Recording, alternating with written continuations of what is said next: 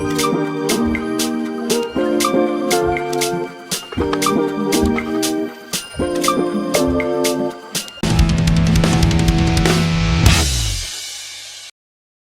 Everyone, कैसे हैं आप सब लोग। उम्मीद है कि अच्छे ही होंगे। और आज हम बहुत ही महत्वपूर्ण वीडियो लेकर के आए हैं, जो कि हमारे ग्रोथ एंड डेवलपमेंट की सेकेंड सीरीज होगी यह। और इस सीरीज में हम जितनी भी क्वेश्चंस हैं, थ्योरीज हैं growth and development of economics की, हम सभी को कवर करने का प्रयास करेंगे और करते रहेंगे निरंतर। बस आप लोग यूं ही हमारे वीडियो में बने रहिए और इस सीरीज के साथ भी बने रहिए, क्योंकि अगर आप इस सीरीज के साथ बने रहेंगे तो A to Z growth and development की सारी जितनी कॉन्सेप्ट्स हैं आपको अच्छे से समझ में आएंगी और वन बाय वन करके आप इन सभी थ्योरीज के क्वेश्चंस को टेकल कर पाएंगे। So friends, today I am going to start this video. and there are some questions which are very important। आप लोग उसे देखेंगे और देखिए, सॉल्व कीजिए, बेहतर तरीके से सॉल्व कीजिए, वन बाय वन करके चीजों को अंडरस्टैंड करते रहिए। सो दोस्तों, हमारा पहला क्वेश्चन है, consider the following statements according to Nurkse. disguised unemployment is a source of capital formation in an underdeveloped economy. If all unproductive workers are, देखिए क्वेश्चन, देखिए बड़ा ही अच्छा पूछा है। डिस्गाइज्ड अनएम्प्लॉयमेंट, ये ये बहुत ही महत्वपूर्ण है। क्यों? क्योंकि हमारे देश में तो बहुत ज्यादा डिस्गाइज्ड अनएम्प्लॉयमेंट है in agriculture sector, because of heavy population, because of heavy population. So in heavy population जो कि लगी हुई है किसमें? एग्रीकल्चर सेक्टर में, जिनका अब डिस्गाइज्ड अनएम्प्लॉयमेंट का सबसे बड़ी बात यह है, इसकी जो मार्जिनल प्रोडक्टिविटी ऑफ लेबर होती है वो इक्वल टू जीरो के होती है, इक्वल टू जीरो के होती है। समझ गए? ये सबसे बड़ा फीचर है डिस्गाइज्ड अनएम्प्लॉयमेंट। हालांकि हमारे यहाँ जो एमएसएमई है वहां पे भी आपको ए लिटिल बिट दिखी जा सकती है। यहाँ पे परिवार के द्वारा बिजनेस को रन किया जाता है, फर्म को रन किया जाता है। हालांकि वो स्मॉल होते हैं तो उसमें ज्यादा से ज्यादा लोग लगे होते हैं परिवार के, और जिनकी marginal productivity of labour equal to zero होती है। लेकिन एग्रीकल्चर सेक्टर बहुत ही इंपॉर्टेंट है क्योंकि वहां पे ज्यादा ऐसा देखने को मिलता है। तो कह रहे हैं कि disguised unemployment is source of capital formation. Capital formation का ये सोर्स है, समझ रहे हैं, in under developed economy. Because ये जो डिस्गाइज मतलब जो लोग हैं, इनको अगर हटा दिया जाए इस सेक्टर से, एग्रीकल्चर सेक्टर से, फिर भी आउटपुट पर कोई इफेक्ट नहीं पड़ेगा। आउटपुट जितना मिल रहा था उतना ही मिलेगा, समझ रहे? और ये वर्कर्स जो हट करके जाएंगे कैपिटल सेक्टर में, ओके, वो वहां पे एब्जॉर्ब हो जाएंगे according to their skills and educations. लेकिन अगर एग्रीकल्चर में नहीं लगे रहें तो उनकी productivity will be equal to zero, because जितना जरूरत चाहिए उतना ही होना चाहिए। सो अब क्या करा, if all unproductive workers are, क्या होते हैं, तब क्या किए जाएंगे कि वो सोर्स ऑफ कैपिटल फॉर्मेशन बनेंगे। ठीक है, तो पहला है मेंटेन्ड बाय प्रोडक्टिव वर्कर्स। आप देखिए, एक बार फिर से आप क्वेश्चन पढ़ लीजिए। According to Nurkse, disguised unemployment is a source of capital formation in an underdeveloped economy if all unproductive workers are maintained by productive workers। In other sector में ले जा करके इसको प्रोडक्टिव वर्कर्स में अगर मेंटेन किए जाते हैं। प्रोवाइडेड एसिड्स थ्रू लोन्स, हाँ सही बात है, अगर भाई उनको एसिड प्रोवाइड करा दिया जाता है थ्रू लोन्स, ठीक है, लोन्स के ही थ्रू प्रोवाइड करा दिया जाए, तो ऐसी सिचुएशन में उनकी जो कैपेसिटी है, इफिशियंसी है, प्रोडक्टिविटी है, उसका लाभ उठाया जा सकता है। ठीक है, उसका लाभ उठाया जा सकता है। ठीक है, तो ये भी बात सही है। Mobilised on works immediately raising productivity. अब देखिए, मोबिलाइज ऑन वर्क्स, मोबिलाइज कर दिए जाए वर्क्स पे इमीडिएटली, रेजिंग प्रोडक्टिविटी, प्रोडक्टिविटी को रेज करने के लिए। सो इस तरह से कह रहा है कि अब आप the above sentence which are correct आपको बताना है। तो देखिए, ये डिसगाइज अनएम्प्लॉयमेंट, ये source of capital formation, very good, लेकिन ये कैपिटल फॉर्मेशन तभी होगा जब ये fall unproductive workers maintained by productive workers, ये भी सही है। Productive provided assets through lens किया जाएंगे तभी होगा ऐसा, हाँ कैपिटल सोर्स का फॉर्मेशन बनेंगे। And mobilise on work immediately raising capacity, हाँ प्रोडक्टिविटी। सो इस तरह से ये तीनों ऑप्शन क्या हैं, सही हैं। ठीक, तीनों ऑप्शन सही हैं। Next question, consider the following statements. ध्यान से आप लोग इसको रीड कीजिए बाय योरसेल्फ, आप लोग ऐसा कर सकते हैं और कर कीजिए, पॉज करके भी कर सकते हैं। तो इंडिकेटिव प्लानिंग, देखिए प्लानिंग तो हम कई प्रकार का देखते हैं। हाँ, इंडिया में तो कई प्रकार की प्लानिंग को लागू भी किया गया था, जिसमें से एक इंडिकेटिव प्लानिंग भी है। तो इंडिकेटिव प्लानिंग का क्या मतलब होता है कि इसका नेचर जो होता है, नेचर वाइज ये नेचर ऑफ फ्लेक्सिबिलिटी होती है। इसमें क्या होती है, फ्लेक्सिबिलिटी। ये इंपरेटिव इकोनॉमिक्स का, अरे इंपरेटिव प्लानिंग का अपोजिट होता है। दिस इज अपोजिट ऑफ, देखिए हम लिख दे रहे हैं, ठीक है, opposite of imperative planning. Imperative planning जो होती है वो रिजिड होती है।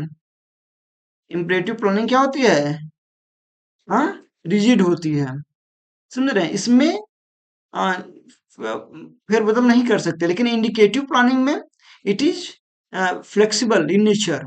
अगर कोई पॉलिसी है उसके लागू करने से अगर कोई डिस्टॉर्शंस पैदा होता है, क्या पैदा होता है, distortions in in one sector because of another sector, so हम क्या कर सकते हैं, इसको मॉडिफाई कर सकते हैं, चेंज कर सकते हैं, इसको आगे पीछे करके इसको हम लागू कर सकते हैं।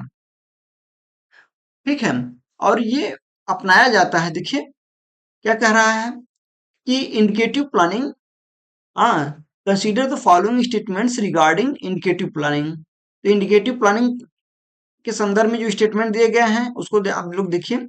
It was followed in USSR, USSR, हाँ शुरू में it was followed in USSR, okay. And next one is, next one is it was used in France, it was used in France also। तो फ्रांस डेवलप्ड कंट्री है, छोटी भी country है, तो वहाँ लोग पढ़े लिखे हैं और वहाँ पे छोटी होने की वजह से थोड़ा सा पॉसिबिलिटी, और ये फ्लेक्सिबिलिटी के लिए आपको बहुत ज्यादा, हाँ टेकल करने के लिए थोड़ी सी दिक्कत आती है, लेकिन जब हाईली सिस्टमेटिक आपका इकोनॉमिक हो तो आप वहाँ पे ऐसा कर सकते हैं। Third is it has been used in all the 5-year plans of India। It has been used, in all the 5 years plans कह रहा है, यानी ऑल द 5 years प्लान्स नहीं होगा यहाँ पे। यहाँ पे हमारे इंडिया में समय समय पर रोलिंग प्लान, ठीक है, बहुत सारे प्लानिंग एग्जीक्यूट किए गए हैं। सो होता क्या है कि ये बात सही नहीं है, ठीक है। फोर्थ ऑप्शन क्या है? It is being used in India's eighth 5 year plan. हाँ, ये सही है। उस समय भारत ने जो भी एट्थ 5 year प्लान जब लागू करने जा रहा था, तो उसमें इसने इंडिकेटिव प्लान को क्या किया था, लागू किया था, चालू किया था, ठीक है। So but after some time फिर उनको ये प्लान बदलना पड़ा, ठीक है।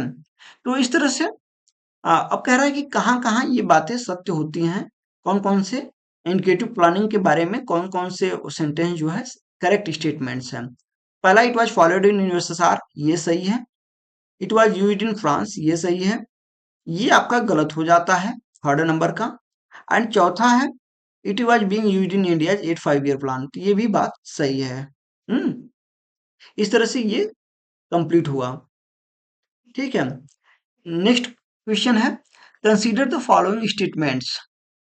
अब ये क्या कंसीडर करना है? Disguised unemployment is present only in agriculture, only is present only in agriculture. अच्छा, फिर क्या कह रहा है? Disguised unemployment is a major cause of low standard of living in the rural areas of India. Low standard of living, भाई, अगर आपकी marginal productivity zero के करीब होगी या जीरो होगी, तो आपकी तो लिविंग स्टैंडर्ड लो होगी ही। क्यों? क्योंकि आपको इनकम जनरेट तो कर पाएंगे नहीं।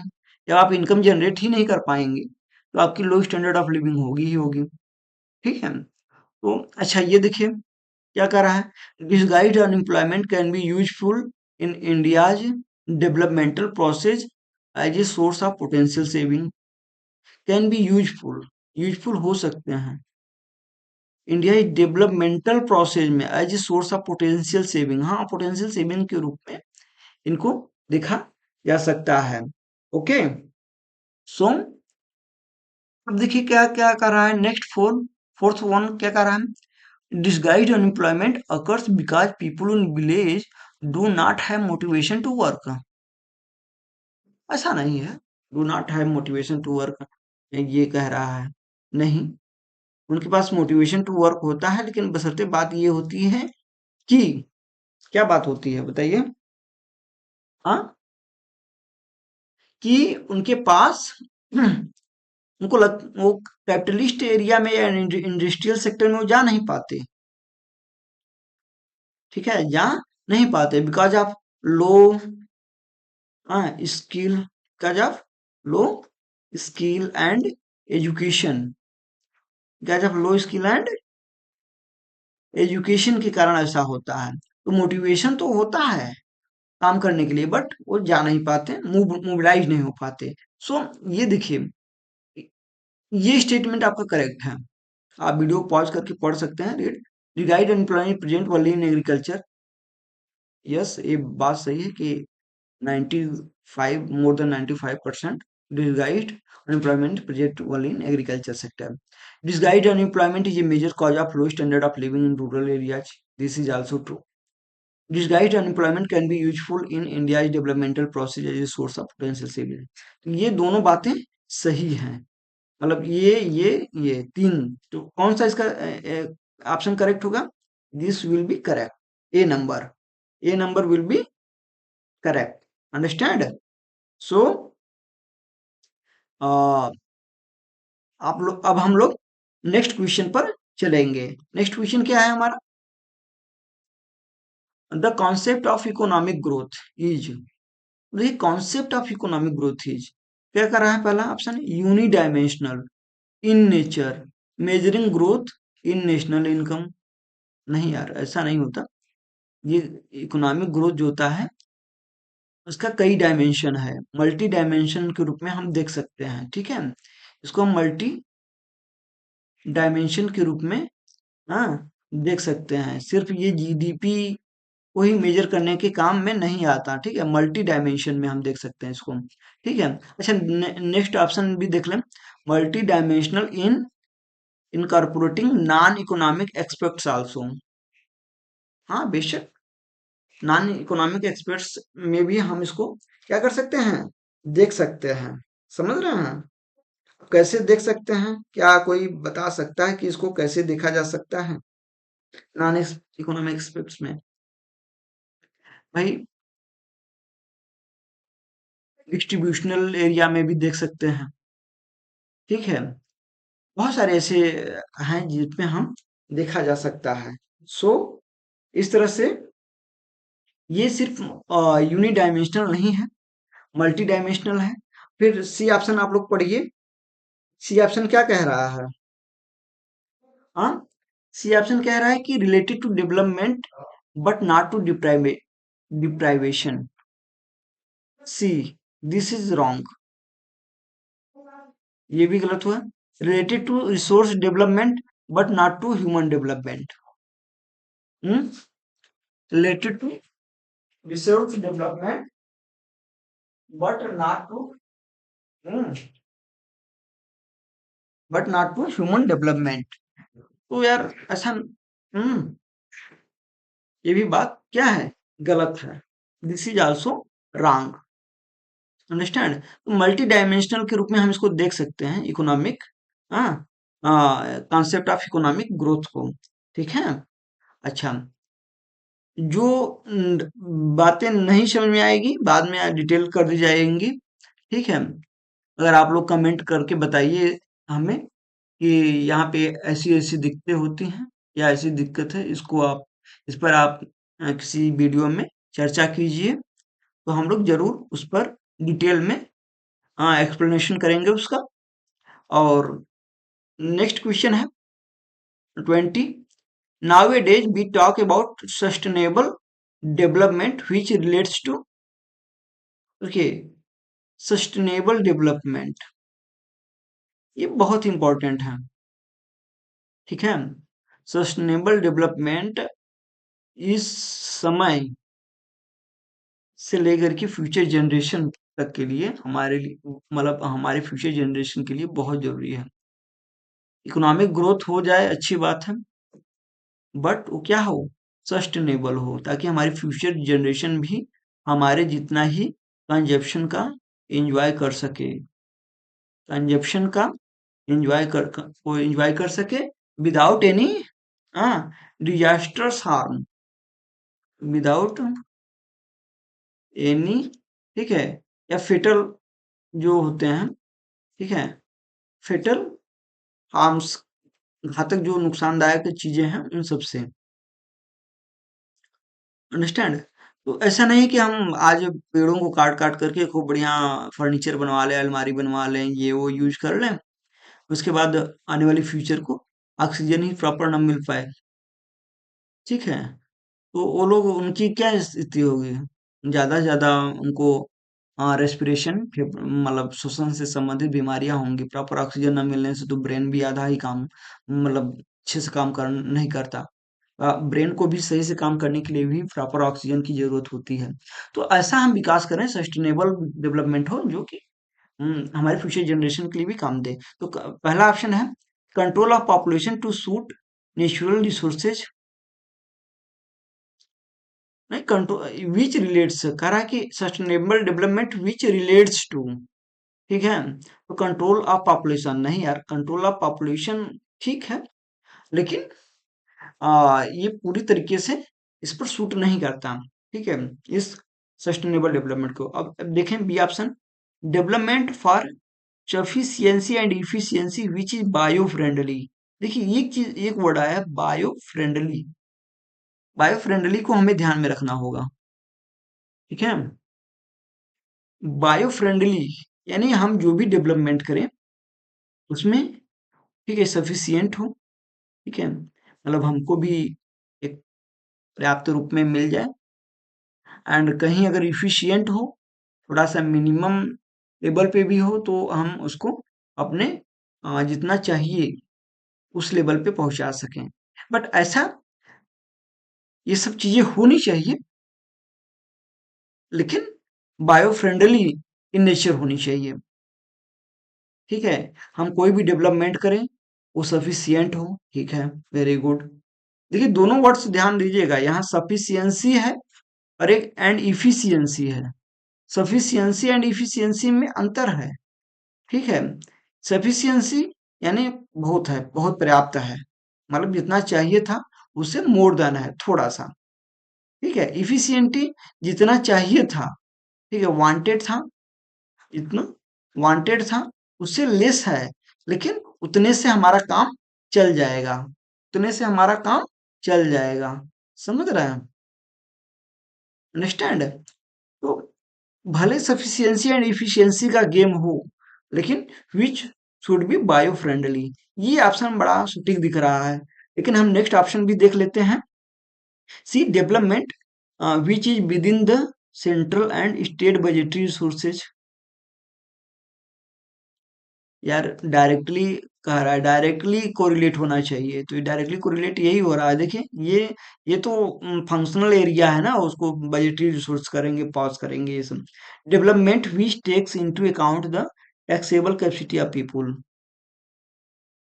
Taxable which takes into account the taxable capacity, taxable capacity of people कह रहा है।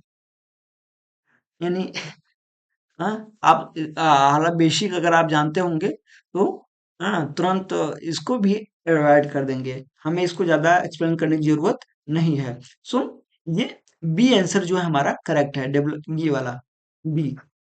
ठीक, तो नेक्स्ट क्वेश्चन की तरफ हम बढ़ेंगे, और हमारा जो अगला क्वेश्चन है क्या है?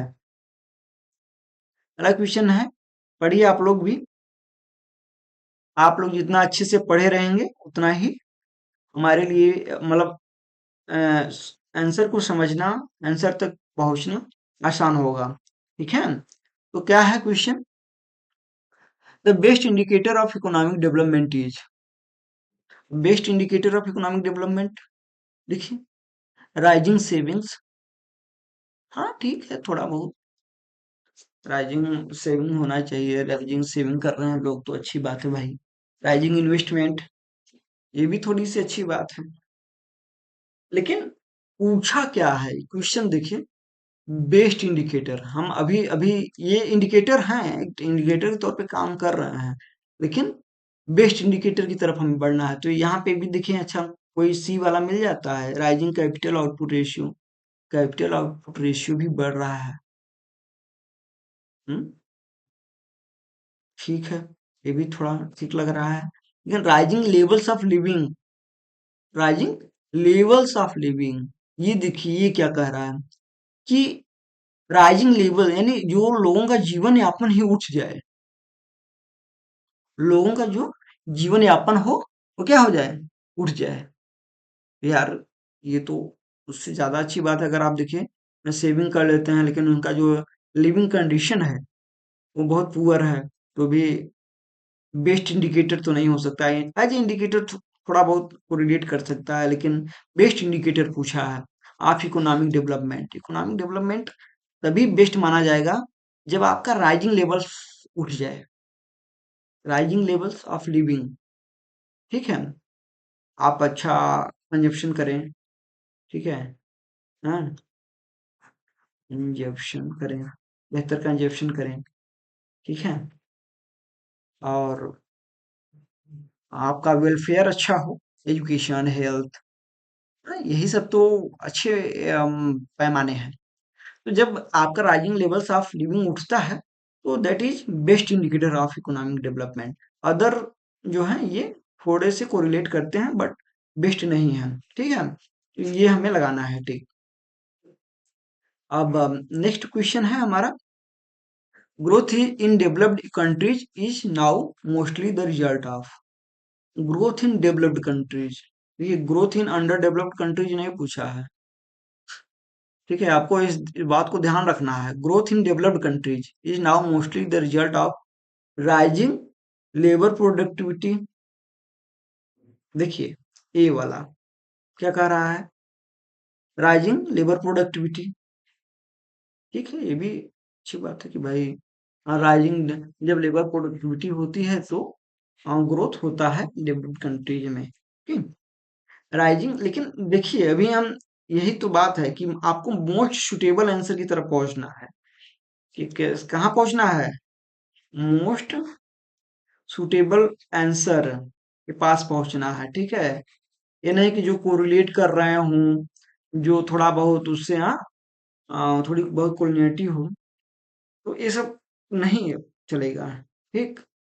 हाँ, आपको बेस्ट सुटेबल आंसर पर पहुंचना है, और बेस्ट सुटेबल आंसर जब तक न मिल जाए आप उनको बस थोड़ा दिमाग में रख सकते हैं, लेकिन हाँ, फुली उसी पर रुक नहीं जाना है कि नहीं नहीं rising labour productivity he growth in development का जो रिजल्ट है, हाँ, developed countries in now mostly the result of rising labour productivity, ऐसा नहीं है। अच्छा, next one, rising capital accumulation.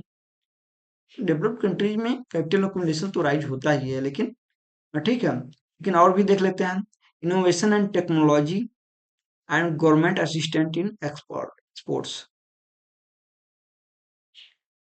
ठीक है। ये तीनों चीज, देखिए राइजिंग कैपिटल एक्यूमुलेशन वहां राइज कर चुका होता है, बहुत ज्यादा राइज कर चुका होता है, कैपिटल एक्यूमुलेशन तो वहां बहुत ज्यादा राइज कर चुका होता है, ठीक है। इनोवेशन एंड टेक्नोलॉजी, ये सबसे जबरदस्त फीचर है, ये सी वाला, ठीक है, सी वाला जो है बहुत ही जबरदस्त फीचर है, क्योंकि डेवलप्ड कंट्री अगर होती है, उनके यहाँ ग्रोथ होता है ना, तो उसके सबसे बड़ा रीजन है वो इनोवेशन पे फोकस्ड होते हैं। मोर जीडीपी का बहुत ज्यादा परसेंटेज एक्सपेंडिचर करते हैं, किस पर, percentage expenditure on, expenditure on innovation, ठीक है, इनोवेशन एंड टेक्नोलॉजी, ये उनके यहाँ बहुत है भाई, क्योंकि टेक्नोलॉजी जो है, टेक्नोलॉजी आपके ग्रोथ को बहुत ही ज्योमेट्रिकल फॉर्म में हाई कर देती है, इसलिए यहाँ पे उनके सबसे बड़ा रीजन है innovation and technology. And government assistant in exports थोड़ा बहुत करती है, लेकिन ये this is the most suitable answer, C, ठीक है।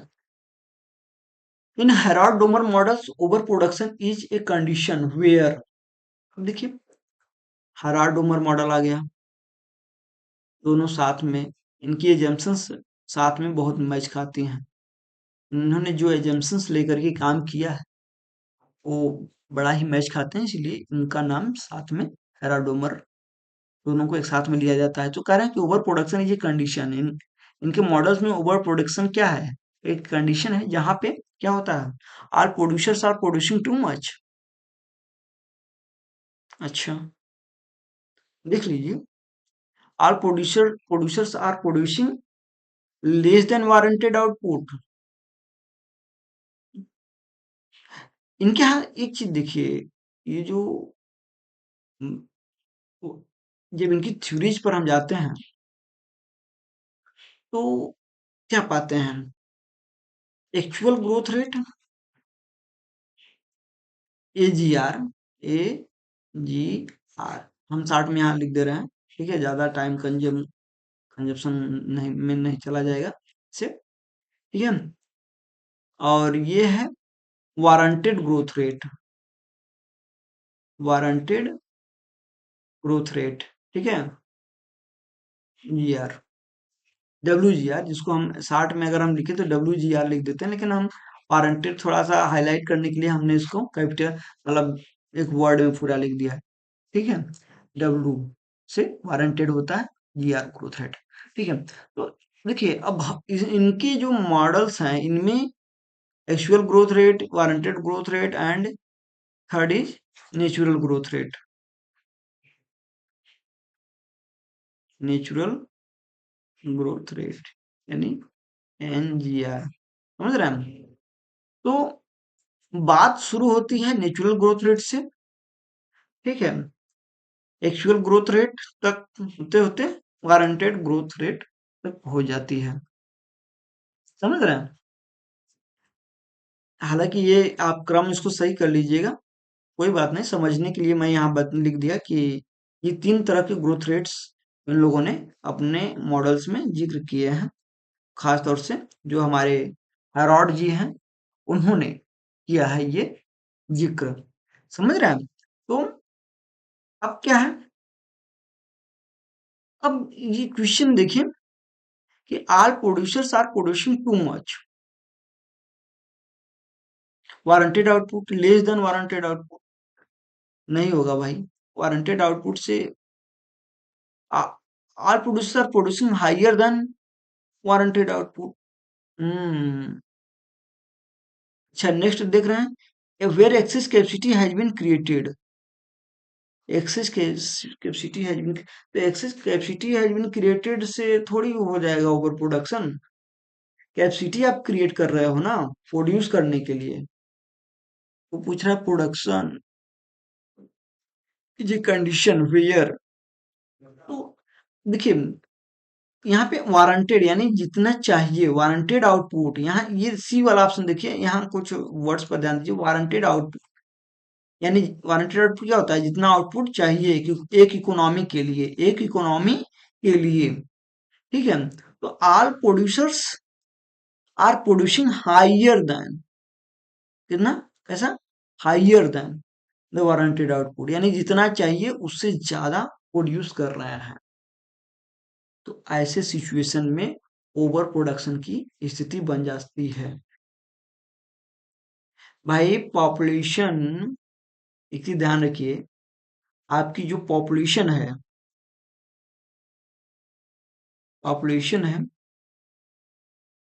वो ग्रोथ कर रही है, ठीक है, लेकिन उससे भी ज्यादा आपका इन्वेस्टमेंट ग्रोथ कर रहा है।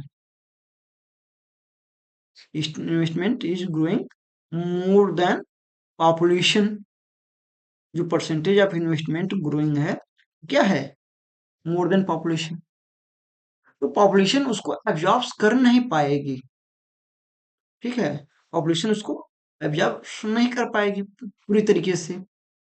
ठीक है, अब आप इन्वेस्टमेंट कर रहे हैं, कैपिटल एक्युमुलेशन कर रहे हैं, कैपिटल के थ्रू आप अब अच्छे अच्छे मशीन्स लगा करके अच्छा प्रोडक्शन दे रहे हैं, और लेकिन उसको उस पॉपुलेशन में उस लेवल का डिमांड क्रिएट नहीं हो पा रहा है। तो जब डिमांड क्रिएट नहीं हो पाएगा तो क्या होगा, वो ज्यादा सप्लाई हो जाएगी मार्केट में। तो ज्यादा मोर सप्लाई हो गई, डिमांड कम है, इसका मतलब ओवर प्रोडक्शन की सिचुएशन बन जाएगी यहाँ पे। तो आर प्रोड्यूसर, तो इसका ऑप्शन जो होगा सी बेटर होगा। Are producer producing higher than the warranted out. Okay, 9 question in Domar's model. In Domar's model, अब इसको भी देखिए, डोमर्स मॉडल को भी आप ध्यान से देखते रहिए, पॉज कर सकते हैं वीडियो को और देखिए, पढ़िए, इसको ध्यान से पढ़िए। ये सब मॉडल बहुत ही जबरदस्त मॉडल है, इनका इम्प्लीकेशन बड़ा तगड़ा है। ठीक है, तो अब in Domar's model, investment is needed to increase demand as well as supply. Very good, very good. पढ़िए, पढ़िए आप सब लोग अपने से भी,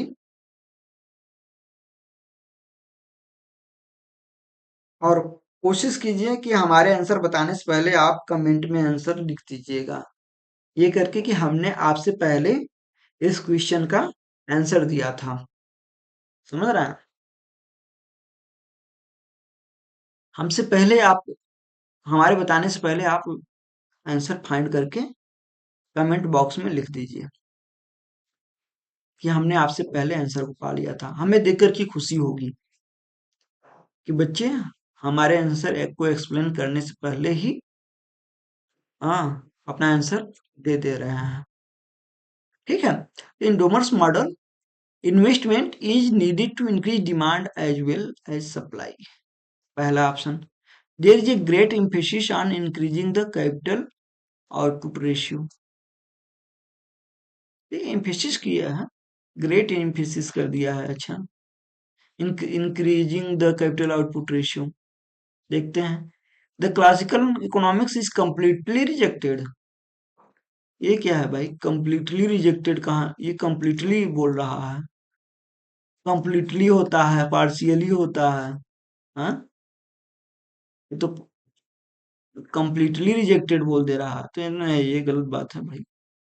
ये केन्सियन इकोनॉमिक्स इज कंप्लीटली रिजेक्टेड, ये भी कर रहा है कि केन्सियन इकोनॉमिक्स कंप्लीटली, ऐसा नहीं है, कंप्लीटली रिजेक्टेड नहीं हुए हैं कोई भी, ठीक है, समझ रहे हैं, ये दोनों कंप्लीटली रिजेक्टेड नहीं हुए हैं, ठीक, हाँ, इनका थोड़ा पार्शियल रिजेक्शन देखने को मिलता है, बट कंप्लीटली रिजेक्टेड नहीं हुए हैं, ठीक है। इन डोमर्स मॉडल देर, ये भी ग्रेट एम्फेसिस ऐसा कुछ नहीं है, ग्रेट एम्फेसिस बोल रहा है, तो ये भी इस बात से सहमत नहीं है हम। Investment is needed to increase demand as well as supply, ये बेहतरीन है, जो सीधा सीधा आपको डोमर्स मॉडल में मिल जाएगा कि investment is needed to increase demand, भाई इन्वेस्टमेंट करेंगे तभी इंक्रीज इन डिमांड होगा, ऐसे समझिए। कंजप्शन से रिलेटेड जितनी फैक्ट्रीज हैं, प्लेटफॉर्म हैं, अगर उन सब में क्या करते हैं, इन्वेस्टमेंट करते हैं, और इन्वेस्टमेंट करके आप कोई, हाँ, हाँ, प्रोडक्ट ऐसा बनाते हैं जो कि एडिबल है, अच्छा प्राइस लेवल पे है, ठीक है, अफोर्डेबल प्राइस पे है, तो ऐसी सिचुएशन में इन्वेस्टमेंट इज नीडेड, जरूरत होती है to increase demand as well as supply, ठीक है, ओके, देखते रहिए आप लोग तब से, और देखते रहिए फिर, अच्छे से देखिए, तो समझ गए कि नहीं आप लोग, अगर समझ गए हों तो हम आगे नेक्स्ट क्वेश्चन की तरफ बढ़ें, अथवा इसी क्वेश्चन को और डिटेल में किया जाए। दोस्तों, ये ज्यादा कुछ इसमें समझने की जरूरत नहीं है, आप लोग पढ़े होंगे कि प्रीवियस कॉलेजों में भी पढ़े होंगे, ग्रेजुएशन में भी है, सिंपल सा कॉन्सेप्ट है कि इन्वेस्टमेंट नीडेड होता है, जब इन्वेस्टमेंट होता है तो लोगों की इनकम बढ़ती है, लोगों की इनकम बढ़ती है, मतलब इन्वेस्टमेंट होता है तो जाहिर सी बात है, एम्प्लॉयमेंट मिलता है, एम्प्लॉयमेंट मिलता है तो इनकम बढ़ती है, इनकम बढ़ती है तो डिमांड बढ़ती है, एक साइड ये हो गया। अब एक साइड ये भी हो गया, मान लीजिए एक साइड ये सब कुछ बातें हो गई, और दूसरी साइड एक और भी प्रोसेस चलती है, क्या प्रोसेस चलती है, कि ये मान लीजिए यहाँ पे हम इन्वेस्टमेंट को रख देते हैं, ठीक है, तो एक तरफ जहाँ इन्वेस्टमेंट होगा तो एम्प्लॉयमेंट मिलेगा, ठीक, एम्प्लॉयमेंट मिलेगा तो इनकम बढ़ेगी, ठीक, इनकम बढ़ेगी तो परचेजिंग पावर बढ़ेगा, ठीक, बड़ा शार्ट में लिख रहे हैं, आप लोग समझ जाएंगे, परचेजिंग पावर बढ़ेगी तो डिमांड बढ़ेगा, समझ रहे हैं, डिमांड बढ़ेगा, लेकिन एक तरफ, अब ये डिमांड का प्रोसेस हो गया, एक तरफ इन्वेस्टमेंट बढ़ेगा, तो इन्वेस्टमेंट बढ़ेगा, मान लीजिए फर्म हो गया, ठीक है, इंडस्ट्री हो गई, उसमें एम्प्लॉयमेंट जनरेट होगा, ज्यादा लोग एम्प्लॉयड होंगे, ज्यादा लोग, मोर एम्प्लॉयड होंगे, मोर एम्प्लॉयमेंट होगा, ठीक, ठीक, तो जब मोर एम्प्लॉयमेंट बढ़ेगा तो मोर प्रोडक्शन होगा, मोर प्रोडक्शन होगा, जब मोर प्रोडक्शन होगा तो भाई मोर सप्लाई इन मार्केट हो जाएगा, समझ रहे हैं, मोर सप्लाई इन मार्केट हो जाएगा, आप समझ रहे हैं कि नहीं समझ रहे हैं, समझ रहे हैं आप, मोर सप्लाई हो जाएगा, तो मोर सप्लाई आप समझिए, ये प्रोसेस है, इन्वेस्टमेंट से दो तरफ चीजें स्टार्ट हो जाती हैं चलना, ठीक, ठीक, तो इस तरह से इधर इधर से डिमांड की प्रोसेस शुरू हो जाती है इसी इन्वेस्टमेंट से, और इसी इन्वेस्टमेंट से एक तरफ सप्लाई की प्रोसेस स्टार्ट हो जाती है। समझ रहे हैं? तो कह रहा है in Domar's model investment is needed to increase demand as well as supply. Yes, this is true, very true. And आप लोग इसे करेक्ट मानिए। ठीक। The development process under capitalism has been described as creative destruction. देखिए, creative destruction, दो कितना विरोधाभास है इन दोनों शब्दों में। क्रिएटिव भी है, डिस्ट्रक्शन भी है। हाँ, समझ रहे हैं? और ये सब बातें किसके अंडर में होती हैं? The development process under capitalism has been described as creative destruction, यानी बनते बनते बिगड़ना, मतलब बन करके बिगड़ना। एक तरफ तरफ से ऐसे समझिए, बनने की फॉर्मेशन की प्रोसेस शुरू हो रही है, एक तरफ फॉर्मेशन हो रहा है, ठीक है, अच्छा फॉर्मेशन हो रहा है, इसे हम कह सकते हैं फॉर्मेशन। हाँ, हो रहा है, क्रिएटिविटी हो रही है, क्रिएटिव हो रहा है, कुछ चीजों का निर्माण हो रहा है, बेहतर निर्माण हो रहा है। लेकिन उसी तरफ दूसरी तरफ क्या हो रही हैं चीजें? डिस्ट्रक्शन की तरफ हो रही हैं। क्या हो रही हैं? डिस्ट्रक्शन, कुछ चीजें डिस्ट्रक्शन हो रही हैं, डिस्ट्रक्शन को फॉलो कर रहा है, ठीक है। तो क्रिएटिव डिस्ट्रक्शन यानी ऐसे नॉर्मल अगर समझना हो तो कैसे समझेंगे? एक तरफ हम पेड़ ओड़ को काट करके क्या बना रहे हैं? अच्छे मकान, प्लांट, फैक्ट्री, लोगों को रोजगार दे रहे हैं, लोगों के वेलफेयर को बढ़ा रहे हैं। किस संदर्भ में बढ़ा रहे हैं? उनको ज्यादा से ज्यादा सुख मिल रहा है, ठीक है। लेकिन दूसरी तरफ हम अपने इन्वायरमेंट को बैडली डिस्टर्ब कर रहे हैं, बुरी तरीके से डिस्टर्ब कर रहे हैं इन्वायरमेंटल इकोसिस्टम को। इको सिस्टम को हम क्या कर रहे हैं? डिसबैलेंस कर रहे हैं। एक तरफ क्रिएटिव हो रहा है, क्रिएटिव का काम हो रहा है, एक तरफ डिस्ट्रक्शन का काम हो रहा है, इकोसिस्टम डिस्ट्रक्ट हो रहा है हमारा। ओके, तो इस कॉन्सेप्ट को देने वाले कौन है? जी कार्ल मार्क्स जी कह रहा है। नहीं, कार्ल मार्क्स तो दास कैपिटल दिया था इन्होंने।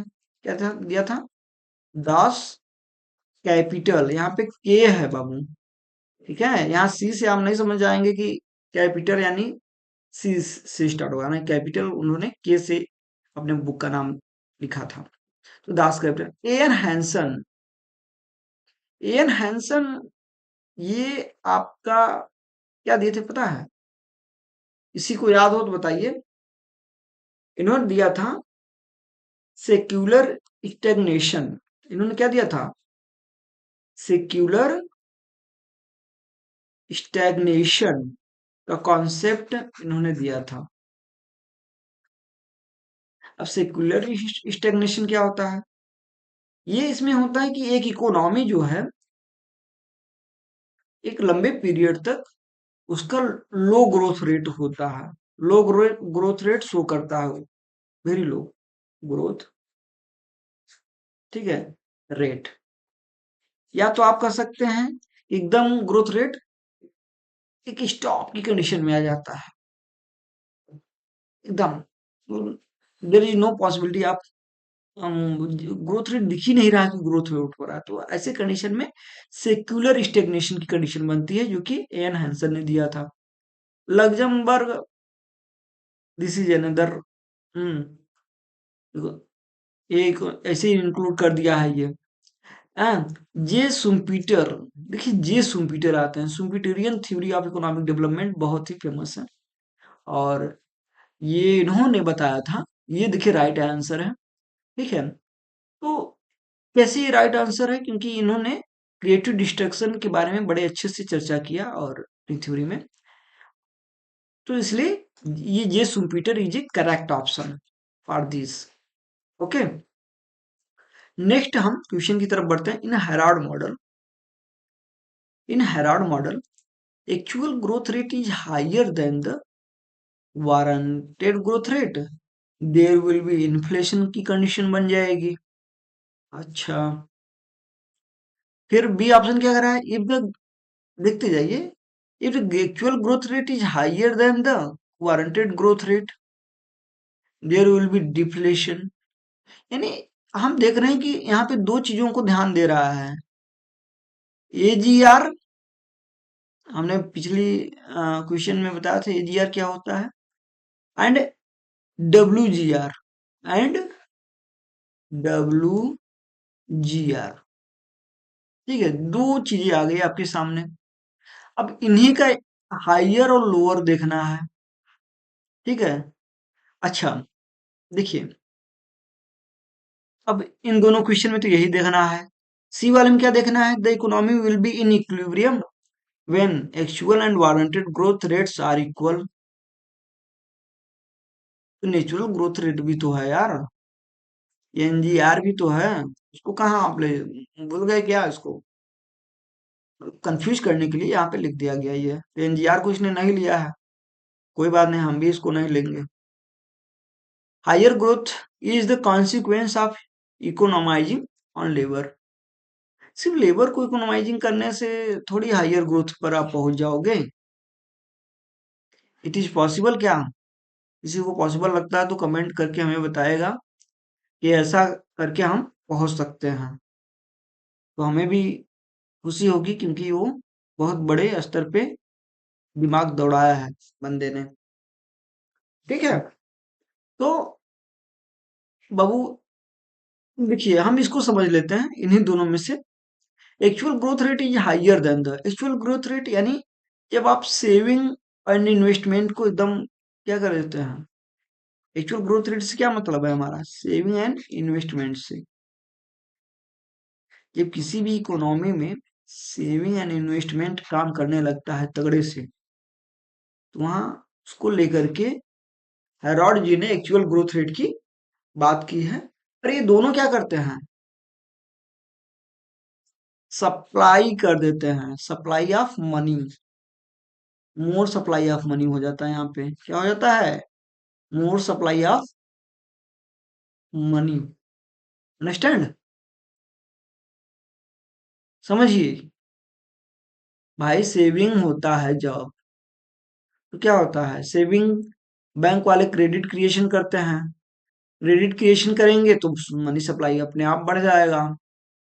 ठीक है, भाई लोन देंगे, लोगों लोगों को लोन देंगे तो लोगों के पास जब लोन जाएगा यानी पैसा जाएगा, कैश जाएगा, तो सप्लाई ऑफ मनी तो बढ़ ही जाएगा। इन्वेस्टमेंट होगा तो भी सप्लाई ऑफ मनी बढ़ेगा। तो दोनों की सिचुएशन में जब सप्लाई ऑफ मनी जब बढ़ जाती है, ठीक है, ज्यादा बढ़ जाती है, तो क्या हो जाता है? ऐसे सिचुएशन में इन्फ्लेशन की कंडीशन में आ जाती है। क्या हो जाती है? इन्फ्लेशन आ जाती है। ठीक है, अब क्वेश्चन देखिए क्या कह रहा है हमारा, कि if the actual growth rate is higher than the warranted growth rate. Warranted growth rate क्या है? इसको हम यहां से देखेंगे कि वारंटेड ग्रोथ रेट क्या है। यानी आपने मैन पावर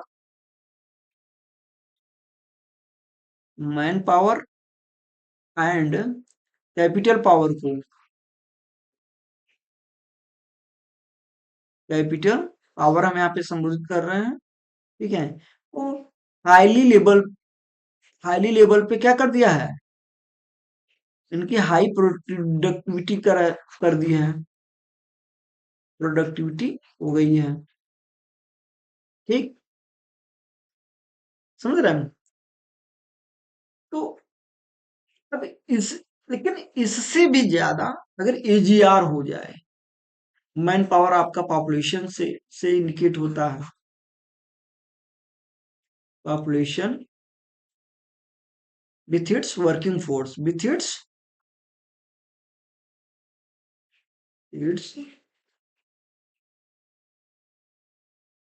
वर्किंग फोर्स। ठीक है, तो ऐसे जो है, हालांकि हमने तिरछा लिख दिया, कोई बात नहीं, आप लोग समझ जाइए। तो ये पॉपुलेशन जितना आपका वर्किंग फोर्स है, मैन कैपिटल, जितना प्रोडक्टिविटी बढ़ रही है इनके through, man power and capital power के थ्रू, उससे भी ज्यादा आपका क्या हो जाए, एजीआर हो जाए, एजीआर के थ्रू एजीआर हो जाए, तो जाहिर सी बात है कि if the actual growth rate is higher than the warranted growth rate, there will be inflation. तो ये तो ऑलरेडी ऐसे इन्फ्लेशन का काज है। ये हम्म, ये तो ऐसे ही, जब सेविंग इन्वेस्टमेंट आएगा तो इन्वेस्टमेंट का, लेकिन इसके बावजूद भी अगर पॉपुलेशन से भी ज्यादा, अगर पॉपुलेशन की जो वर्किंग फोर्स है उससे, और कैपिटल की उससे भी ज्यादा प्रोडक्टिविटी जो वो दे रही हैं, उससे कहीं गुना ज्यादा ये बढ़ जाती हैं, कहीं गुना ज्यादा इन द सेंस, बहुत गुना नहीं, मतलब थोड़ा सा इंक्रीज हो जाते हैं। तो हाँ, मतलब एक नॉट इक्वल, ऐसे समझिए, प्रॉपर वर्ड में नॉट इक्वल होती हैं, तो इन्फ्लेशन की कंडीशन बन जाती है। ये बात सही है, एकदम सही है, क्योंकि ये आपको एक इंडिकेटर तो मिल ही गया इससे, सेविंग एंड इन्वेस्टमेंट से। तो उसके बाद एक्चुअल ग्रोथ रेट काम करेगा, फिर उसके बाद तो और ज्यादा मनी सप्लाई होगी, क्रिएशन होगा, और उसके बाद ये इससे ज्यादा होगा, तो ऑटोमेटिकली हाई इन्फ्लेशन बूम कर, मतलब ज्यादा हो जाएगा। इफ द एक्चुअल ग्रोथ, अब बी ऑप्शन क्या है, if the actual growth rate is higher than the warranted growth rate, there will be deflation. Deflation नहीं होगा भैया, ठीक है, ये इन्फ्लेशन ही होगा, और ये this is the correct option. Okay, next हम मूव करेंगे 12 पे, in Domar's model, in Domar's model. Okay, तो डोमर्स मॉडल में क्या है, अब देखिए, investment is solution for both inflation and deflation. अच्छा, higher investment is solution only to control inflation. Only, ये देखिए वर्ड बड़ा आया है, ओनली टू कंट्रोल। नहीं यार, ओनली टू कंट्रोल नहीं होगा भाई, ठीक है। Higher investment is solution only to control deflation. Only only कह रहा है, इसमें भी ओनली लगा दिया, इसमें भी ओनली लगा दिया है, ठीक है। अब देखिए, higher growth rate is preferable to a relatively lower compound growth rate. High growth rate is preferable to a relatively lower compound growth. भाई, इसमें क्या पूछा है, कंपाउंड ग्रोथ रेट, देखो, high growth rate is preferable, अरे यार, high growth rate से ज्यादा कंपाउंड ग्रोथ रेट होता है, ठीक है। कह रहा है प्रेफरेबल इज रिलेटिव, तो ऐसा कुछ आया नहीं है डोमर मॉडल में इसके बारे में, ठीक है, विशेष, ठीक है। जब आप जो करेक्ट इससे मैच खाता हुआ चीज है, हाई ओनली ओनली कर रहा है, तो ओनली ओनली वाला सिचुएशन भी सुटेबल नहीं है, ठीक है। अभी ए पर देखते हैं, investment is the solution for both, यहाँ पे बोथ दिया है, देखिए, both inflation and deflation, so this is correct, this is correct. How this is correct, जाहिर सी बात है, इन्वेस्टमेंट कीजिए, इन्वेस्टमेंट क्या करेगा, डिफ्लेशन को कैसे दूर करेगा भाई, वेरी सिंपल है, इन्फ्लेशन का उल्टा डिफ्लेशन होता है, तो डिफ्लेशन को कैसे दूर करेगा, जब इन्वेस्टमेंट करेंगे, लोगों को रोजगार मिलेगा, ठीक है, एम्प्लॉयमेंट होगा, एम्प्लॉयमेंट जनरेट होने के बाद परचेजिंग पावर बढ़ेगी, ठीक है, एम्प्लॉयमेंट, एम्प्लॉयमेंट जब होगा तो क्या होगा, परचेजिंग पावर बढ़ेगी उनकी, परचेजिंग पावर बढ़ेगी, परचेजिंग पावर बढ़ेगी तो डिमांड करेंगे, होगी डिमांड होगी तो, ठीक है, हाँ, डिमांड, ठीक है, डिमांड जब स्टार्ट होगी तो क्या होगा फिर, हाँ, डिमांड जब होगी तो जो लोअर प्राइसेज हैं वो क्या होंगे, लोअर प्राइसेज इंक्रीज प्राइसेज की तरफ बढ़ने स्टार्ट हो जाएंगे। ये जो लोअर प्राइसेज यहाँ पे रहेगा, या नन बहुत, हाँ ठीक है, वो प्राइस लेवल में इंक्रीज करने की सिचुएशन बन जाएगी जब डिमांड होना स्टार्ट हो जाएगी। ठीक है, तो इस तरह से जब demand lower increase in price होना स्टार्ट हो जाएगा, तो वहीं से हमारा डिफ्लेशन जो है दूर होना स्टार्ट हो जाएगा। तो is the solution for both inflation and deflation. Inflation के रूप में हमने समझा ही था इन्वेस्टमेंट को, यहाँ पे हमने डिफ्लेशन के रूप में समझ लिया। Lower prices tends to increase in prices, जब डिमांड बढ़ेगी तो increase in prices. Understand? So हम नेक्स्ट क्वेश्चन की तरफ बढ़ेंगे। In Harrod model investment demand is a function of which of the following. देखिए क्या हो रहा है क्वेश्चन से। हेराल्ड डोमर बहुत ही इंपॉर्टेंट है। आप कभी भी ये मत सोचिएगा कि हेराल्ड डोमर को हल्के में ले लें। हल्के में जो लेने की कोशिश करेगा हेराल्ड डोमर को, वो भी हल्का हो जाएगा। ठीक है, तो इसलिए हल्के में लेने की जरूरत नहीं है हेराल्ड डोमर को। कहा है Herald model investment demand is a function of which of the following.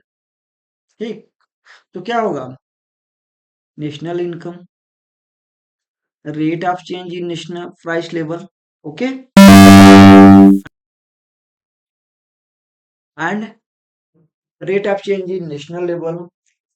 ठीक है दोस्तों, थोड़ी हमारी बैटरी लैपटॉप की लो हो गई है, सो चार्ज में लगा रहे हैं। तब से आप लोग क्वेश्चन को समझिए, तब से आप लोग क्या करिए, क्वेश्चंस को अच्छे से समझिए, पॉज कर लीजिए और समझ करके हमसे पहले आंसर देने के लिए तैयार हो जाइए। अगर आप ऐसा कर सकते हैं तो very good, very important, this is the thing. हमसे पहले आंसर देने के लिए आप लोग अगर रेडी हो जाते हैं तो, और कमेंट बॉक्स में जरूर लिखिए कि हमने आपसे पहले आंसर दे दिया था। हमें भी जानकर की खुशी होगी कि आप लोग बहुत बेहतर कर रहे हैं। तो Herald Domar Herald model investment demand is a function of which of the following? National income, rate of change in price level, rate of change in national income, D है इंटरेस्ट रेट। ये पूछा क्या है? Function. ठीक है, function पूछा है। Investment demand is a function of which of the, तो फंक्शन भाई एग्जैक्ट होता है, उसमें एग्जैक्टनेस होती है। ये रेट ऑफ चेंज यहाँ पे इस्तेमाल किया है, रेट ऑफ चेंज यहाँ पे इस्तेमाल किया है नहीं। ठीक है, ओके, कर एग्जैक्टनेस दिखाता है। हाँ, एब्सोल्यूट वैल्यू की तरफ बात करता है। ठीक है, तो रेट, ये नेशनल इनकम नहीं होगा यहाँ पे। अरे rate of change in national income नहीं होगा, रेट ऑफ चेंज नहीं, ये एग्जैक्ट वैल्यू लीजिए, एग्जैक्ट वैल्यू को दिखाता है जो कि नेशनल इनकम है। इंटरेस्ट रेट तो ये नहीं है हार्वर्ड मॉडल में, हाँ, इसके बारे में नहीं बताया गया। ठीक, बताया गया इन द सेंस कि फंक्शन के रूप में investment demand is a function. जो क्वेश्चन क्लियर कट पूछ रहा है उसके हिसाब से हमें जवाब देना है, अपने मन से ऐसे ही को रिलेट करके नहीं बता देना है। ठीक है, who among the following economists held the behaviour of population as an obstacle to economic growth in initiating the process of economic growth. देखिए कितना महत्वपूर्ण क्वेश्चन है ये। Who among the following economist held the behaviour of population. Population का जो behaviour है, मतलब पूरे पॉपुलेशन का, as an obstacle to economic growth in initiating the process of economic growth. किसने ये बात कही है? रॉयस्टिन रोडन ने। अच्छा, ये रॉयस्टिन रोडन तो ये बिग पुश वाले हैं ना, ये कौन से वाले व्यक्ति हैं? बिग पुश थ्योरी वाले हैं। ठीक है, और इन्होंने बिग पुश जो थ्योरी दिया है उसका थोड़ा सा उसको डिफरेंट वे में डिफाइन किया है। ठीक है, एंड डब्ल्यू डब्ल्यू रॉस्टन, इन्होंने तो इकोनॉमिक ग्रोथ के स्टेजेस बताया है। स्टेजेस ऑफ इकोनॉमिक ग्रोथ पे इनका ज्यादा जोर रहा है। ठीक है, इकोनॉमिक ग्रोथ। ठीक, इन्होंने बताया कि कैसे सोसाइटी होती है, वो पहले ट्रेडिशनलिटी को फॉलो करती है, ट्रेडिशनल में होती है, फिर प्रीकंडीशन ऑफ ट्रेडिशन होता है, ट्रेडिशनल सोसाइटी होती है। हम यहाँ पे बहुत ही शार्ट लिख रहे हैं स्पेस की कमी से। ठीक है, ट्रेडिशनल सोसाइटी। ठीक है, थोड़ा राइटिंग इधर उधर होगा, आप लोग समझ जाया करिए। Preconditions for take off, preconditions for take off, देखो प्री लिखा है, डॉट लगा दिया भाई, आप लोग समझ जाइएगा। For take off. ठीक है, थर्ड है take off, take off. Fourth है, ठीक है, drive to maturity, drive to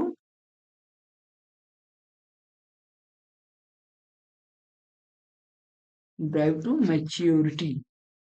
fifth है हायर कंजप्शन, हायर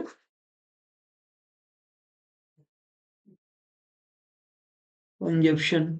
ठीक, तो इस तरह से इन्होंने स्टेजेस ऑफ इकोनॉमिक ग्रोथ को बताया, जिसमें इन्होंने ये नहीं कहा कि मतलब जोर नहीं दिया है कि it is an obstacle of, हाँ, मतलब ना, एक देखो हर इकोनॉमिस्ट किसी एक थ्योरी से को बहुत ही इम्फेसाइज करता है, एक मॉडल को बहुत तगड़े से इम्फेसाइज करता है। सो यहाँ पे इन्होंने ये बताए हैं, और इसमें जिससे ये ऑप्शंस नहीं इससे मैच खा रहा है। नर्स जो है ये क्या है बताइए, नक्स के बारे में बताए कोई। ये भाई डिसगाइज्ड अनएम्प्लॉयमेंट वाले हैं, हमने डिसगाइज्ड अनएम्प्लॉयमेंट की पहले चर्चा कर चुकी है। इन्होंने डिसगाइज्ड अनएम्प्लॉयमेंट ही के बारे में बताया था। ठीक है, ठीक।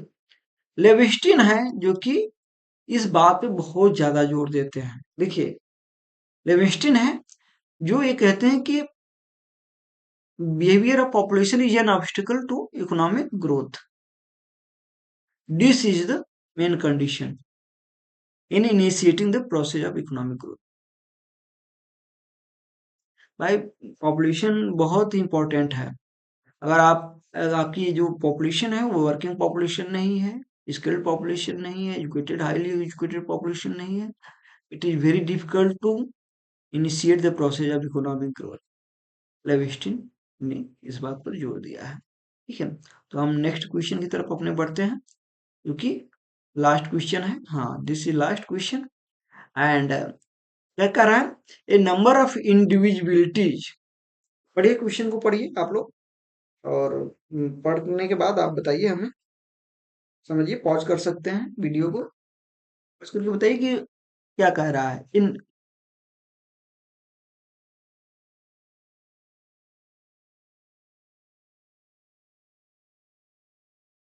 समझ गए, हो गया, वेरी गुड। तो आप क्या समझे इससे, एक बार हम भी आपके साथ दोहरा देते हैं। A number of individualities, a number of individualities hinder the process of economic growth in the initial stage. This view was enunciated by, फिर आ गया नक्स आ गए भाई, फिर आ गए, इन नंबर ऑफ इंडिविजुअलिटीज की बात हो रही है, नक्स ये नहीं है इसमें। एच डब्ल्यू सिंगर, यार ये डिपेंडेंसी थ्योरी दिया था इन्होंने। इन्होंने कौन सी थ्योरी दी थी, डिपेंडेंसी। ठीक है, ये थोड़ा देख लेना इसको, डिपेंडेंसी थ्योरी। इन्होंने ये दिया था, डिपेंडेंसी थ्योरी क्या है कि जो अंडर डेवलप्ड कंट्रीज हैं उन्हें डेवलप्ड कंट्रीज के ऊपर निर्भर नहीं रहना चाहिए, निर्भर नहीं रहना चाहिए, नहीं तो उनका जो ग्रोथ है, वो ग्रोथ क्या हो जाएगा, इकोनॉमिक ग्रोथ स्लो हो जाएगा, और भी ज्यादा स्लो हो जाएगा। ठीक है, उनको इससे फायदा नहीं होगा, समझे, उस जो इंटरनेशनल ट्रेड करेंगे जिसमें उनको लाभ की स्थिति में नहीं होंगे। ये एच डब्ल्यू हाँ, हार्ट विटमैन सिंगर ने बात ये बोली थी। रस्टिन रोडन ये देखिए डस्टिन रोडन, ये भी आ गए बिग पूस वाले। ये बिग पूस वाले भैया हैं। ठीक है, अभी हम बताते हैं। ठीक है, अच्छा नेक्स्ट ऑप्शन भी देख लेते हैं। W W Rosto. रोस्टो को तो देख लिया यार आप लोगों ने, स्टेज ऑफ इकोनॉमिक ग्रोथ की बात इन्होंने की है। तो बिग पुश, बिग पुश जो है, ये देखो कैसे बिग पुश लगेगा। सब लोग बिग पुश चाहते हैं अपनी जिंदगी में, और चाहते हैं कि उनकी जिंदगी में बिग पुश ऐसा लगे कि वो जिस कंडीशन में है उस कंडीशन से उठ करके बहुत बेहतर कंडीशन में चले जाएं। तो बिग पुश इकोनॉमी को भी चाहिए, इकोनॉमी को भी रिक्वायरमेंट होती है बिग पुश की। ठीक है। और जब बिग पुश कैसे लगाता है, जब इंडिविजिबिलिटीज हो। बिग पुश लगने का सबसे बड़ा तरीका यही है कि आपके यहाँ इंडिविजिबिलिटीज हो। इंडिविजिबिलिटीज,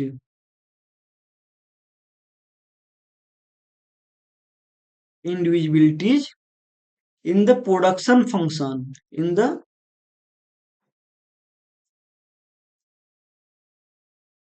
प्रोडक्शन फंक्शन। तो यार, जैसे हम ही सोच लो, अगर कोई भी बच्चा अगर अपने एग्जाम में बेहतर करना चाहता है, तो उसको वो कहीं ज्यादा भटके ना, कहीं ज्यादा भटके ना। अगर वो भटकेगा तो उसकी एनर्जी जो है, उसका टाइम जो है, उसकी मनी जो है, हाँ, कहने का मनी तो यहाँ पे नहीं स्टूडेंट के लिए, लेकिन energy and time very important. उसका ध्यान अगर टाइम इधर उधर करने में जा रहा है, एनर्जी इधर उधर करने में चीजों में जा रही है, तो क्या वो बिग पुश लगेगा उसके जीवन में? हाँ, बिग पुश नहीं लग पाएगा। बड़ा धक्का। बिग पुश हिंदी अर्थ में बड़ा धक्का। जैसे एक बच्चा है, हाँ, उसको उछाल के ऊपर उठा के, अभी अपने से नहीं पा रहा था, चढ़ पा रहा था, मान लीजिए बाउंड्री है उस पर नहीं चढ़ पा रहा था, कोई आया उसको उठा करके ऐसे चढ़ा दिया। ठीक है, तो कितना उसके लिए इम्पॉसिबल टाइप का था, लेकिन कोई आया उसको बिग पुश लगा दिया। तो इंडिविजुअलिटी इन प्रोडक्शन इसी तरीके से इकोनॉमी को भी बिग पुश जरूरत है, और इकोनॉमी को बिग पुश तभी लगती है जब इंडिविजुअलिटी इन प्रोडक्शन फंक्शन हो। ठीक है, प्रोडक्शन फंक्शन में इंडिविजुअलिटीज होनी चाहिए। दूसरी बात ये होनी चाहिए कि इंडिविजुअलिटीज ऑफ डिमांड होनी चाहिए। इंडिविजुअलिटीज ऑफ, इसको हम शार्ट में लिख देते हैं, इंडिविजुअलिटीज आप लोग समझ लीजिए, ऑफ क्या होनी चाहिए, डिमांड। ठीक है। एंड थर्ड क्या होनी चाहिए, individualities in the supply of saving. Individualities in the, in the supply of saving. तो ये बड़ा तीनों इंपॉर्टेंट है। प्रोडक्शन फंक्शन, जब तुम्हारे यहाँ का प्रोडक्शन फंक्शन ही जिस इकोनॉमी का गड़बड़ रहेगा, सोचो वो इकोनॉमी कभी बिग पुश लगा पाएगी? प्रोडक्शन करने का तरीका अच्छा होना चाहिए। किस मॉडल को फॉलो करके प्रोडक्शन कर रहे हैं वो? बहुत सारे मॉडल हैं प्रोडक्शन करने के। कांस्टेंट रिटर्न्स टू स्केल पे भी प्रोडक्शन काम होती है, फंक्शन होता है। इंक्रीजिंग रिटर्न्स है। आपका इकोनॉमिक किस, बहुत सारे ऐसे ऐसे हैं, चीजें हैं जो कोरिलेट करेंगे, आप आज निकल कर आ जाएंगी। अब प्रोडक्शन फंक्शन एक अलग से बहुत बड़ा चैप्टर है, जिसमें बहुत सारे वेरिएबल्स आते हैं जो एक दूसरे से इंटरेक्ट करते हैं। थ्योरीज हैं, मॉडल्स हैं। ठीक है, जो इंटरेक्ट करते हैं, और उसके बाद ये प्रोडक्शन फंक्शन आप देख सकते हैं उसमें। तो ये एक अन्य, हम अगले वीडियो किसी वीडियो में प्रोडक्शन फंक्शन को डिटेल में चर्चा करेंगे। बट यहाँ पे क्वेश्चन को समझने के लिए हम क्या करते हैं, इंडिविजुअलिटी ऑफ डिमांड। अब देखिए, इंडिविजुअलिटी ऑफ डिमांड, डिमांड में भी इंडिविजुअलिटी होनी चाहिए। हाँ, आपका कैसे, अगर डिमांड अगर विभाजित रहेगा, विभाजित डिमांड है, कुछ लोग किसी और चीज का डिमांड करें, कुछ लोग किसी और चीज का, कुछ लोग किसी और, पूरी पॉपुलेशन इन आर, तो तब बड़ा बिग पुश लगाना, क्योंकि बिग पुश नहीं लग पाएगा इसलिए क्योंकि एक प्रॉपर इन्वेस्टमेंट चाहिए। इनमें पता चला आपने बहुत लंबा चौड़ा इकोनॉमी ने इन्वेस्टमेंट कर दिया और उस चीज की प्रॉपर लेवल पे डिमांड ही नहीं है, तो डिमांड अगर नहीं है, क्योंकि डिमांड बटी हुई है बहुत सारी चीजों में, ठीक है। कोई आप एक कमोडिटी का के लिए आप इन्वेस्टमेंट करते हैं, लेकिन उस कमोडिटी जितने सब्स्टिट्यूट्स हैं उन सब में डिमांड बटी हुई है, so it is not possible to make a big push. Individuality in the supply of saving. अब सप्लाई ऑफ सेविंग तो बहुत इंपॉर्टेंट है, ये भी इसका बड़ा महत्व है, क्योंकि क्रेडिट क्रिएशन इसी से पॉसिबल होता है। और credit creation is the main role to give loans वगैरह, ठीक है। लोन बहुत सारी ऐसी चीजें, सेविंग से इन्वेस्टमेंट जुड़ा हुआ है, हाँ सेविंग से। तो इस तरह से अगर ये तीनों चीजें नहीं होती हैं किसी भी इकोनॉमी में, तो बड़ा मुश्किल उसके लिए, बहुत ही मुश्किल है, बहुत ही कठिन है कि वो बिग पुश लगा पाए। इसलिए in initial stages there is a need of individualities, ठीक है। There is a need of individualities in the initial stage for economic growth. लेकिन क्वेश्चन क्या पूछ रहा है, अब देखिए, a number of individualities hinder the process of economic growth in the initial stages, this was initiated by, इसने ये सब बातें बताई थी तो रोस्टन रोडन ने बताई थी, रोस्टन रोडन ने बताई थी बिग पुश थ्योरी के माध्यम से, जिसमें उन्होंने 3 वेरिएबल्स को शामिल किया। जो वेरिएबल्स हैं, individualities in production function, individuality of demand, individualities in supply of saving. इसके तहत वो बताते हैं कि ये अगर नहीं है चीजें तो वो प्रोसेस ऑफ इकोनॉमिक्स ग्रोथ को हिंडर कर देती हैं, ठीक है। क्या कर देती हैं? हिंडर। सो दोस्तों, इसी के साथ हम आज का ये जो लेक्चर सीरीज चल रहा है इसका सेकेंड पार्ट यहीं पे समाप्त करते हैं, और उम्मीद करते हैं कि आपको ये वीडियो अच्छा लगेगा, इससे आप कुछ वैल्यू ऐड करेंगे, कुछ सीखेंगे। अगर आपने वाकई में कुछ इससे वैल्यू ऐड किया है, अपने नॉलेज में एडिशन हुआ है, तो please like share and subscribe my channel,